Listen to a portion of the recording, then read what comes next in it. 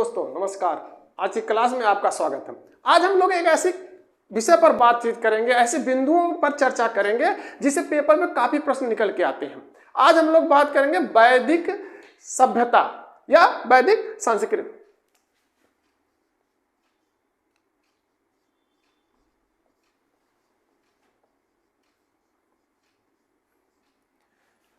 आज की क्लास में हम लोग बात करेंगे वैदिक सभ्यता के बारे में। वैदिक सभ्यता, हम लोगों ने एक चीज देखा कि जब सिंधु सभ्यता का पतन हुआ, सिंधु सभ्यता के पतन के काफी लंबे वक्त के बाद, काफी समय के बाद एक नई सभ्यता का उदय हुआ। सिंधु सभ्यता का जब पतन हुआ तो भारतीय इतिहास में एक लंबा गैप है कि कोई नई सभ्यता का उदय ही नहीं हुआ। इस नई सभ्यता का उदय, जैसे मान लीजिए कि सिंधु सभ्यता का पतन लगभग 1300 ईसा पूर्व के आसपास हुआ और इस नई सभ्यता का उदय 1500 ईसा पूर्व के आसपास हुआ। इस सब के बीच में एक काफी लंबा गैप है। काफी लंबे समय के बाद हमको एक आभास हुआ कि एक नई सभ्यता है। जब तक हम लोगों को सिंधु सभ्यता की जानकारी नहीं थी तब तक हम लोग ये समझते थे कि यह वैदिक सभ्यता ही भारत की सबसे प्राचीन सभ्यता है। लेकिन जब सिंधु सभ्यता का हमको पता चल गया, सिंधु सभ्यता की हमको जानकारी हो गई, तो हम लोगों ने देखा कि यह वैदिक सभ्यता भारत की दूसरी सभ्यता है। भारत की दूसरी सभ्यता कौन सी है? वैदिक सभ्यता है। सिंधु सभ्यता एक नगरीय सभ्यता थी, वैदिक सभ्यता ग्रामीण सभ्यता है। हम लोग इस हिसाब से जब देखते हैं तो हमको यह लगता है कि एक विकसित सभ्यता पहले आ गई, उसके बाद जो है ये वैदिक सभ्यता आई जो कि ग्रामीण सभ्यता है जिसमें बहुत विकास नहीं हुआ था। तो हमको लगता कि हम ये उल्टा पढ़ रहे हैं। लेकिन जब हम लोग इतिहास की किताबों में देखते हैं तो इसमें ऐसे ही वर्णित है कि सबसे पहले सिंधु सभ्यता जो एक नगरीय सभ्यता थी, उसके बाद आई वैदिक सभ्यता जो ग्रामीण सभ्यता थी। अब हम लोग देखते हैं कि ये वैदिक सभ्यता है, इसका सामान्य परिचय क्या है, एक छोटी सी जानकारी क्या है, सब सामान्य परिचय।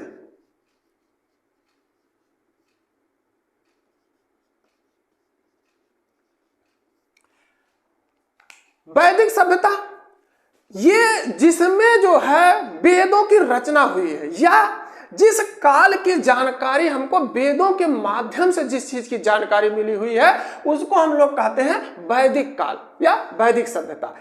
वैदिक सभ्यता अर्थात इस काल में जो है वेदों की रचना हुई है या इसकी जानकारी हमको वेदों के माध्यम से होती है।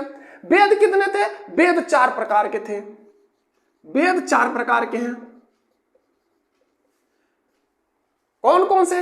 ऋग्वेद, यजुर्वेद, सामवेद और अथर्ववेद।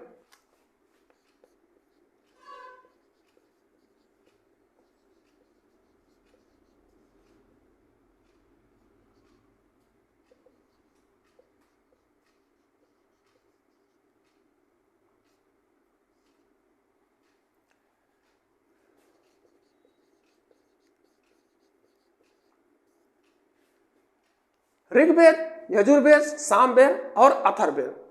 इसमें से जिस किताब के माध्यम से, जिस पुस्तक के माध्यम से, जिस वेद के माध्यम से हमको उस समय की जानकारी प्राप्त हुई, उस दौर की जानकारी प्राप्त हुई, जिस ऋग्वेद के माध्यम से, उसको हम लोग कहते हैं ऋग्वैदिक काल। ऋग्वेद के माध्यम से जिस समय की जानकारी प्राप्त हुई उसको हम लोग कहते हैं ऋग्वैदिक काल।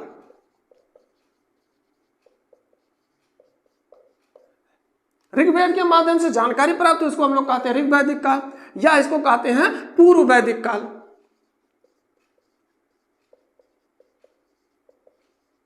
इसको हम लोग पूर्व वैदिक काल भी कहते हैं। यह समय कब से कब था? ऋग्वैदिक काल ये 1500 ईसा पूर्व से 1000 ईसा पूर्व तक,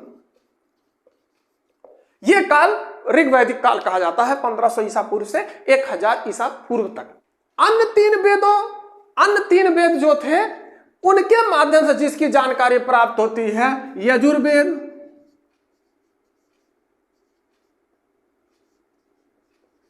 सामवेद और अथर्ववेद।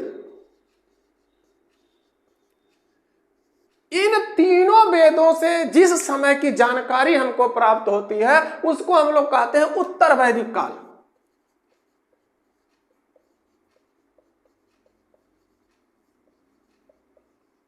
उत्तर वैदिक काल ये कब से कब तक है? ये 1000 ईसा पूर्व से 600 ईसा पूर्व तक ये उत्तर वैदिक काल है। यहां से एक चीज और हम लोग देखते हैं, इसी 1000 ईसा पूर्व के आसपास ही लोहे का ज्ञान हमको प्राप्त हो गया था। अर्थात वैदिक सभ्यता वालों को 1000 ईसा पूर्व के आसपास ही लोहे का ज्ञान प्राप्त हो गया था।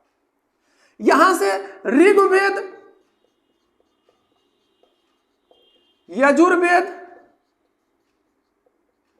और सामवेद, इन तीनों वेद को जो है वेद त्रयी कहा जाता है। इन तीनों वेदों को कहा जाता है वेद त्रयी। इन तीनों वेदों के सम्मिलित स्वरूप को जो है वेद त्रयी कहा जाता है। अब हम लोग देखते हैं कि ये जो वैदिक शब्द है, ये वैदिक शब्द का ये विकास कहां से हुआ? वैदिक शब्द का विकास कहां से हुआ? तो ये वैदिक शब्द का विकास वेद से हुआ है। वैदिक शब्द का विकास वेद से हुआ है और इस वैदिक शब्द का अर्थ है ज्ञान। वैदिक शब्द का अर्थ है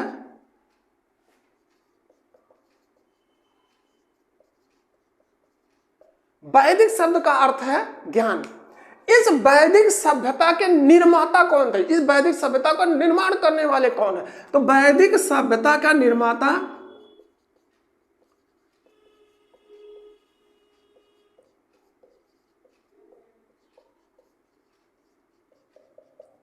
आर्य।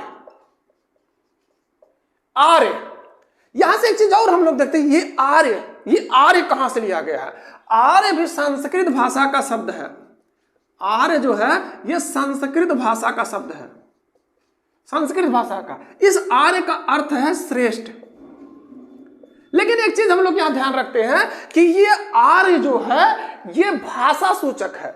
यह आर्य शब्द जो है, ये आर्य शब्द ये भाषा सूचक है। ये प्रजात सूचक अर्थात जात सूचक नहीं है। ये जात का प्रतिनिधित्व नहीं करता है, ये भाषा सूचक है। ये प्रजात सूचक नहीं है, प्रजात सूचक नहीं है।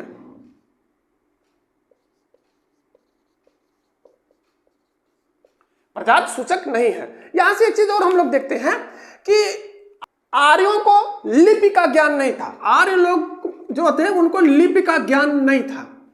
ये क्या करते थे कि अपने जो भी बातें हैं, जो भी इनको ज्ञान था, ये सुनकर एक पीढ़ी से दूसरे पीढ़ी में पहुंचाते थे। लिपि का ज्ञान था नहीं तो ये लोग क्या करते थे? सुनकर, ये अपनी बात सुनकर एक पीढ़ी से दूसरी पीढ़ी में पहुंचाते थे। अब यहां से हम लोग देखते हैं कि जब ये मामला सुनकर, यहां सीधे कह रहा है कि ये आर्य लोग किसी भी चीज को सुनकर एक पीढ़ी से दूसरी पीढ़ी में पहुंचाते थे, सुनकर। इसलिए इस वैदिक साहित्य को या वैदिक सभ्यता को श्रुति साहित्य भी कहते हैं। श्रुति अर्थात सुना हुआ, श्रुति साहित्य भी कहते हैं, श्रुति साहित्य। और इसका नाम एक है वैदिक संहिता भी इसको कहते हैं।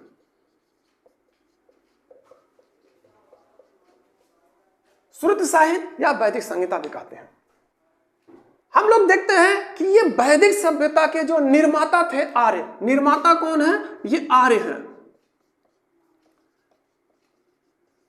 अब एक विवाद उठा कि ये आर्य जो हैं ये भारत के निवासी हैं या ये बाहर से आके बस गए। तो इस पर काफी विचार विमर्श हुआ। कई विद्वान इस पर रिसर्च किए, शोध किए। उसके बाद अलग अलग विद्वानों ने अलग अलग निष्कर्ष निकाला। कुछ लोगों ने कहा कि भारत के ही निवासी थे और कुछ लोगों ने यह कहा कि बाहर से आके बस गए थे। इन सभी चीजों पर विचार विमर्श के बाद फैसला नहीं हो पाया कि भारत में आकर बसे या भारत के ही निवासी थे। कई विद्वानों ने आपने अपना तर्क दिया। हम कुछ विद्वानों का तर्क यहां पर देखने का प्रयास करते हैं। सबसे पहले हम लोग देखते हैं कि एक भारतीय विद्वान है भगवान दास गिडवानी।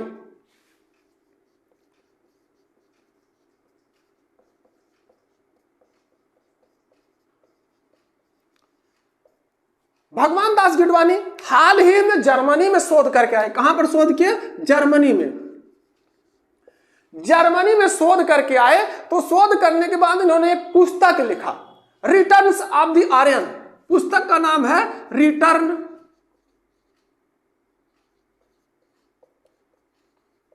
Of the Aryans. भगवान दास गिडवानी की पुस्तक है रिटर्न ऑफ आर्यन। इसमें इन्होंने क्या कहा कि भारत के ही निवासी हैं ये आर्य लोग, कहीं बाहर से नहीं आके बसे थे, ये भारत के ही निवासी हैं। उसके बाद दूसरे विद्वान आते हैं अविनाश चंद्र और डॉक्टर संपूर्णानंद। अविनाश चंद्र और डॉक्टर संपूर्णानंद, अविनाश चंद्र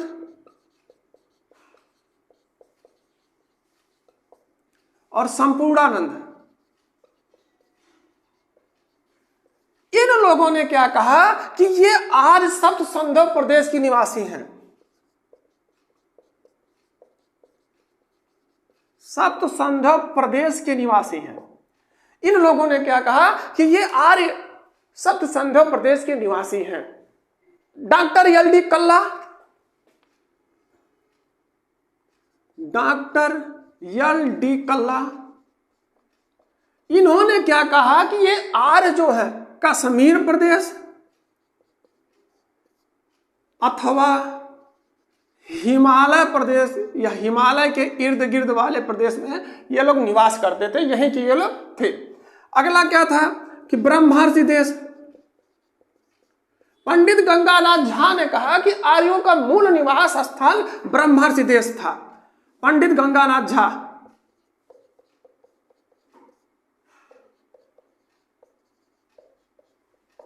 पंडित गंगानाथ झा ने कहा कि आर्यों का मूल निवास स्थल यह ब्रह्मर्षि देश ही था।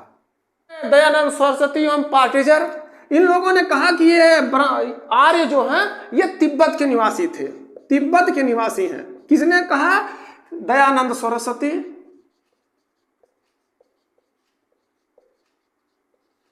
एवं पार्टीजर। इन लोगों ने क्या कहा कि ये आर्य जो हैं ये तिब्बत प्रदेश के निवासी हैं। दयानंद सरस्वती की किताब है, बहुत चर्चित किताब है, अब सभी लोग जानते हैं। दयानंद सरस्वती की किताब है सत्यार्थ प्रकाश। सत्यार्थ प्रकाश में इन्होंने इस आर्य का जो विवरण इन्होंने दिया है कि ये तिब्बत प्रदेश के निवासी हैं, इस सत्यार्थ प्रकाश पुस्तक में इन्होंने इसका वर्णन किया है, इसको लिखा है। आगे हम लोग देखते हैं कि एक विद्वान है Gordon child.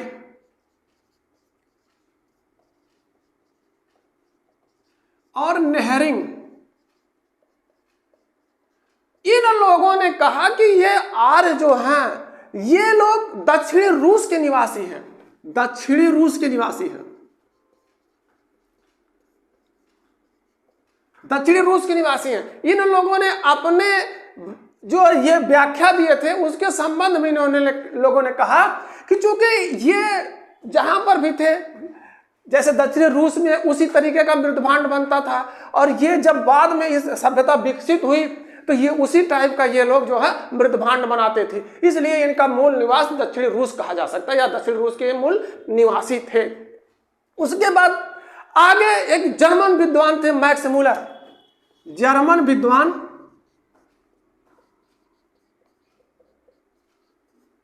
Max Muller. German विद्वान मैक्स मूलर ने कहा कि ये लोग जो थे, आर्य जो थे, कहीं बाहर से नहीं आए हुए थे, ये लोग मध्य एशिया के निवासी हैं।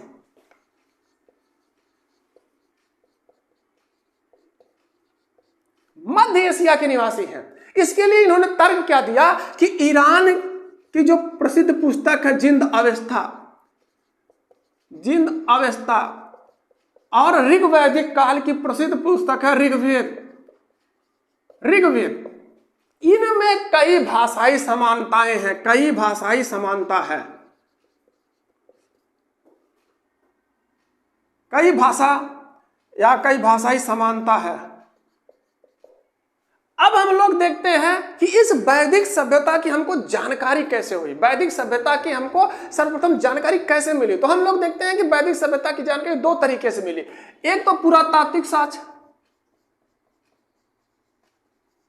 पुरातात्विक साक्ष्य, और दूसरा हमको जो है,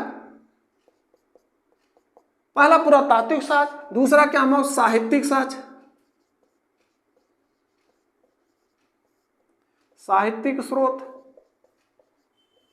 पुरातात्विक साक्ष्य और साहित्यिक स्रोत। सबसे पहले हम लोग देखते हैं पुरातात्विक साक्ष्य। पुरातात्विक साक्ष्य में क्या था कि मृद भांड,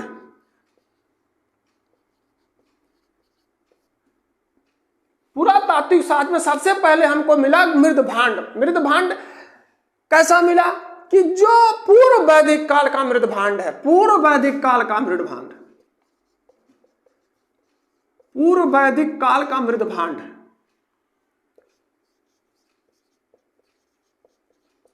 इसको कहते थे गौरिक मृद भांड।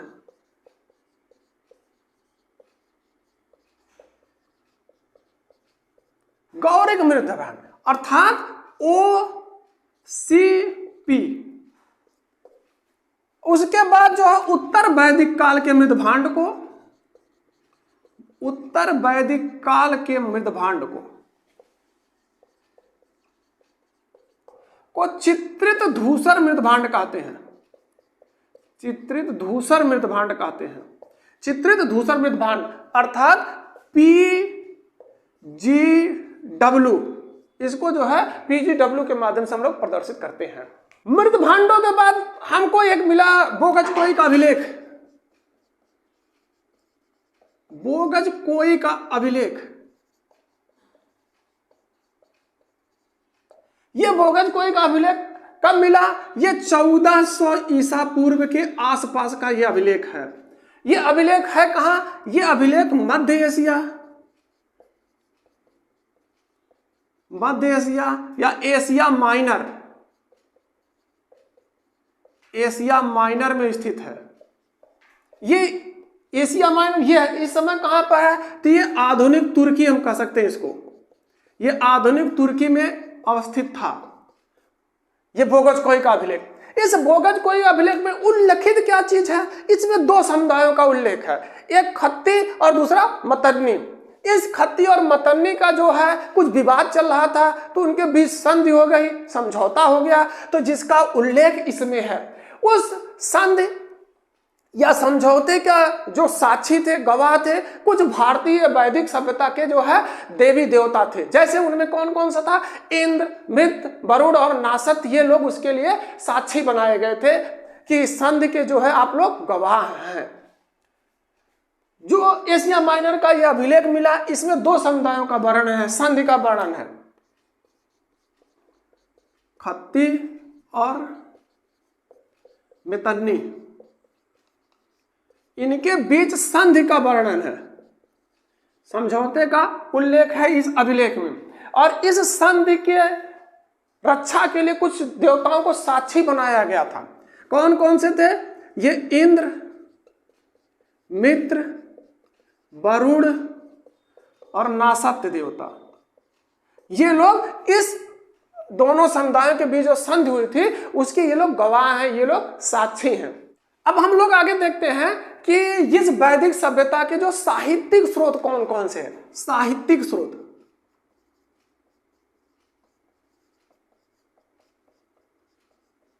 साहित्यिक स्रोत, साहित्यिक स्रोत में हमको जो वैदिक सभ्यता से जो भी जानकारी प्राप्त हुई है, वैदिक सभ्यता के बारे में जो भी जानकारी प्राप्त हुई है, वो वेदों के माध्यम से प्राप्त हुई है। वेदों के माध्यम से, इस वेदों से काफी प्रश्न निकल के आता है, इसलिए हम इस वेदों को जो है अगली क्लास में ये विभिन्न बिंदुओं पर हम लोग विचार विमर्श करेंगे। अब हम लोग देखते हैं कि इस वैदिक सभ्यता के जो निर्माता थे आर्य, वैदिक सभ्यता के निर्माता जो आर्य हैं, इनका भौगोलिक क्षेत्र कहां से फैला था? भौगोलिक क्षेत्र,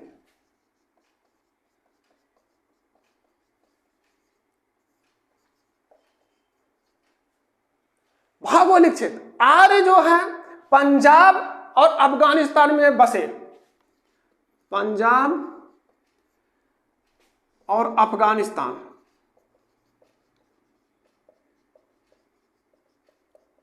अफगानिस्तान क्षेत्र में ये बस गए। यहां से ये लोग पूर्व की तरफ बढ़े, पूर्व की तरफ ये लोग बढ़े। कहां पे? कुरुक्षेत्र वाले एरिया में, कुरुक्षेत्र वाले एरिया में। और इसका नाम इन्होंने रख दिया ब्रह्मर्षि देश। ब्रह्मर्ष देश या ब्रह्मवर्त। उसके बाद ये लोग उससे आगे बढ़ते हैं, ब्रह्मर्ष देश या ब्रह्मवर्त से आगे बढ़ते हैं। ये कहां पर बढ़ते हैं कि ये गंगा, जमुना, दोआब और बिंद क्षेत्र का जो मध्य एरिया था, गंगा, जमुना, दोआब प्लस विंध्याचल पर्वत था, विंध्याचल पर्वत का मध्य भाग, मध्य भाग पर ये अधिकार कर लेते हैं और इसका क्या नाम रखते हैं, मध्य नगर या मध्य देश।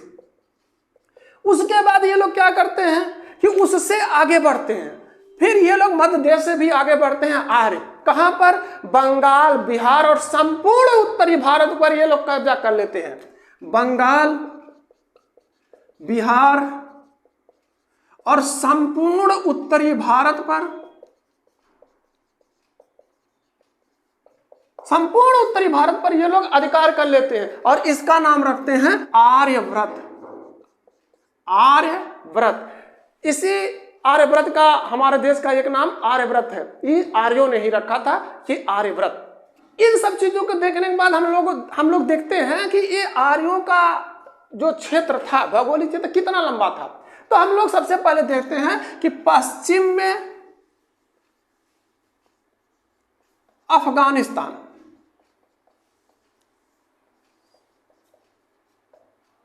पश्चिम में अफगानिस्तान और यहां से पूर्व में गंगा नदी के पश्चिमी तट तक, गंगा नदी के पश्चिमी तट तक ये है। उसके बाद हम देखते हैं उत्तर में हिमालय और दक्षिण में राजस्थान का उत्तरी हिस्सा, उत्तरी भाग। सबसे पहले मान लीजिए ये हो गया उत्तर, ये हो गया दक्षिण, ये हो गया पूरब, ये हो गया पश्चिम। अब हम लोग देखते हैं कि इनके जो बिंदु थे, उत्तर वाला, दक्षिण वाला, पूरब या पश्चिम वाला बिंदु कौन कौन सा था, कहां तक इनकी शासन सत्ता फैली हुई थी। तो हम सबसे पहले एक बिंदु यहां से उठाते हैं, कोई भी बिंदु उठा लेते हैं। सबसे पहले हम लोग उठाते हैं पश्चिम वाला, पश्चिम का एरिया। ये यहां पर ये अफगानिस्तान, ये है अफगानिस्तान। अफगानिस्तान, अब यहां से हम लोग चलते हैं पूरब की साइड में, यहां पर आते हैं हम लोग। ये गंगा नदी है, गंगा नदी। ये आर्यों का जो क्षेत्र फैला हुआ था गंगा नदी के जो है पश्चिमी तट तक, भाई ये जैसे ये पूरब हो गया, ये पश्चिम, इनका शासन सत्ता या इनका भौगोलिक क्षेत्र इधर ही था, ये इस साइड में ही था। गंगा नदी के पश्चिमी तट तक इनका भौगोलिक क्षेत्र ये फैले हुए थे। अब हम लोग उत्तर देखते हैं, उत्तर में हिमालय पर्वत है, उत्तर में हिमालय, वहां से हिमालय में टच होता है, ये इनका शासन सत्ता या भौगोलिक क्षेत्र यहीं तक। यहां से फिर आते हैं हम लोग दक्षिण। दक्षिण में कौन सा है, ये राजस्थान। दक्षिण में राजस्थान, राजस्थान का उत्तरी सीमा तक इनकी शासन सत्ता थी, इनका भौगोलिक क्षेत्र फैला हुआ था। आज की क्लास में बस इतना ही। अगर हमारी वीडियो पसंद आती है तो लाइक और शेयर करें, साथ में चैनल पर अगर नए हैं तो चैनल को सब्सक्राइब करें, बेल आइकन दबाना ना भूलें, जिससे आगामी वीडियो का नोटिफिकेशन आपको मिलता रहे।